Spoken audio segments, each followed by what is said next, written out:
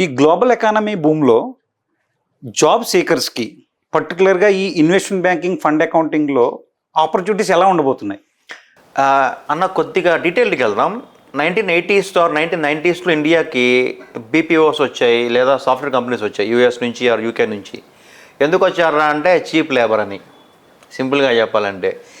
ఇక్కడ నుంచి పోయిన వాళ్ళు యూఎస్లో పెద్ద పెద్ద కంపెనీస్కి సీఈఓలు అయ్యారు. అండ్ మిడిల్ లెవెల్లో కూడా చాలామంది ఇండియన్స్ ఉన్నారు.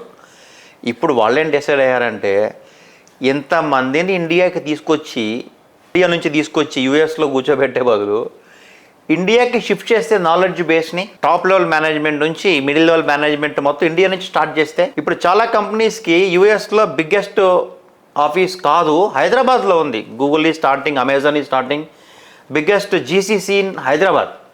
మరి వాళ్ళు అక్కడ పెట్టుకోవచ్చు కదా అంటే, వాళ్ళు అన్ని రోల్స్ ఇక్కడికి షిఫ్ట్ చేస్తున్నారు. దీన్నే జీసీసీ బూమ్ అంటారు, గ్లోబల్ క్యాపబిలిటీ సెంటర్స్ అని. 2030కి ఇండియాలో 2000 కంపెనీలు స్టార్ట్ చేస్తున్నారు.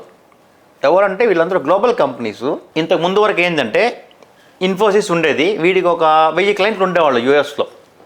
అక్కడ నుంచి ప్రాజెక్ట్స్ తెచ్చుకొని ఇక్కడ ఇంప్లిమెంట్ చేసేవాళ్ళు. ఇప్పుడు ఆ 2000 కంపెనీలు ఓన్గా హైదరాబాద్లోనే స్టార్ట్ చేస్తున్నాయి, లేదా బెంగళూరు, చెన్నైలో. దీన్నే జీసీసీ అంటారు.